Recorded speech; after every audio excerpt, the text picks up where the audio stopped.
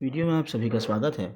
आज हम देखेंगे ethics and culture. Ethics and culture के अंतर्गत नैतिकता का आधार और थोड़ा सा नैतिकता का परिचय देखेंगे। वैसे इससे पहले की वीडियो में आपने पूरे नैतिकता को आप अच्छी तरीके से समझ चुके हैं। नैतिकता का आधार। नैतिकता दर्शन शास्त्र की एक शाखा है जो नैतिक सिद्धांतों और मूल्यों से संबंधित है। नैतिकता का संबंध यह निर्धारित करने से है कि क्या सही है और क्या गलत है, और लोगों को विभिन्न परिस्थितियों में कैसे कार्य करना चाहिए। यह व्यक्तिगत रूप से और समग्र रूप से समाज में निर्णय लेने और व्यवहार का मार्गदर्शन करने के लिए रूपरेखा प्रदान करता है। ओके। दूसरा है नैतिकता। अब नैतिकता को इस चार्ट के माध्यम से समझते हैं। नैतिकता वो सिद्धांत है जिससे नीति शास्त्र का उद्भव हुआ है। ऐसा मानक व्यवहार, एक प्रकार का मानक व्यवहार है जो नैतिकता को कसता है, जिसकी समाज में स्वीकृति होती है, वही नैतिकता है। नैतिकता वह मानवीय कृत्य और न्याय है जिससे किसी अन्य का अहित होता है, या दूसरे शब्दों में किसी अन्य का अहित नहीं होता है, या दूसरे शब्दों में अन्य लोगों की मदद से अपनी गुणवत्ता में वृद्धि होता है। ये हो गया नैतिकता। और है मानव की कोई कृत्य या आचरण जिसे सामाजिक मान्यता प्राप्त नहीं है, अनैतिक है। मतलब समाज से जिसको मान्यता नहीं है उसको क्या कहा जाता है? अनैतिक कहा जाता है। ठीक है। आगे आता है आपका नैतिकता का आधार। तो नैतिकता के आधार को जो है 3 प्रकार से समझा जा सकता है। एक होता है नैतिकतावादी सिद्धांतवादी परिणाम, दूसरा होता है सिद्धांतवादी नैतिकता, दूसरा होता है परिणामवादी नैतिकता, और तीसरा होता है सदाचारवादी नैतिकता। तो इसको एकदम ऐसे ही समझ लेते हैं। सबसे पहले सिद्धांतवादी में क्या होगा? सिद्धांत के अनुसार चलना है, नैतिकता उस पर बेस रहेगा। परिणामवादी क्या हो जाएगा? मतलब क्या परिणाम आ रहा है, अच्छा आ रहा है कि बुरा आ रहा है, उस पर वो आधारित रहेगा, इस पर आधारित रहेगा।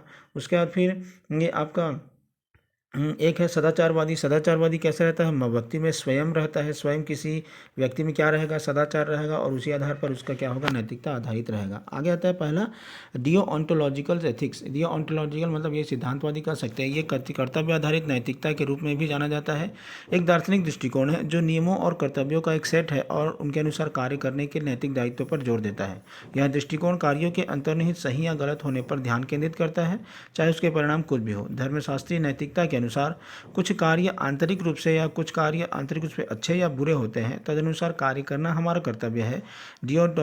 डियोऑन्टोलॉजिकल सिद्धांतों के उदाहरणों में कांतियन नैतिकता और प्राकृतिक कानून सिद्धांत शामिल है।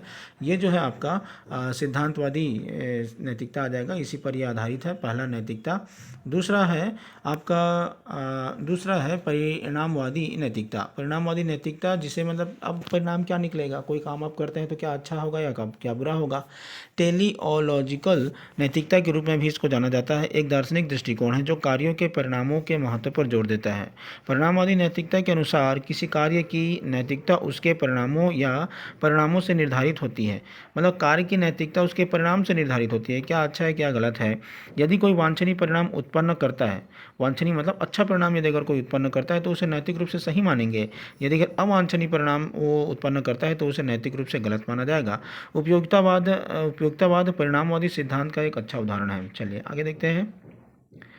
दूसरा आगे है तीसरा है सदाचार नैतिकता। ये एक दार्शनिक दृष्टिकोण है जो ईमानदारी, साहस और करुणा पर केंद्रित होता है, चरित्र लक्षणों के विकास पर केंद्रित है। सदाचार नैतिकता विशिष्ट नियमों का पालन करने या विशेष परिणामों को पीछा करने के बजाय व्यक्तिगत चरित्र को महत्व देता है और अच्छी आदतों की खेती पर जोर देता है। मतलब अच्छी आदतों पर क्या देता है? जोर देता है। यह दृष्टिकोण व्यक्तिगत मूल्यों और चरित्र लक्षणों के महत्व पर जोर देता है, और वे समाज की समग्र भलाई में कैसे योगदान देते हैं इस पर यह क्या करता है? जोर देता है।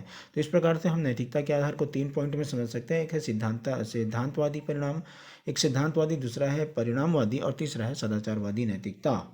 आगे है निष्कर्ष हम देखेंगे। इसमें कुल मिलाकर कह सकते हैं नैतिकता का आधार नैतिक निर्णय लेने मतलब क्या अच्छा है क्या बुरा है, व्यवहार का मार्गदर्शन करने के लिए रूपरेखा प्रदान करता है। रूपरेखा मतलब एक प्रकार का खाका निर्धारित करता है।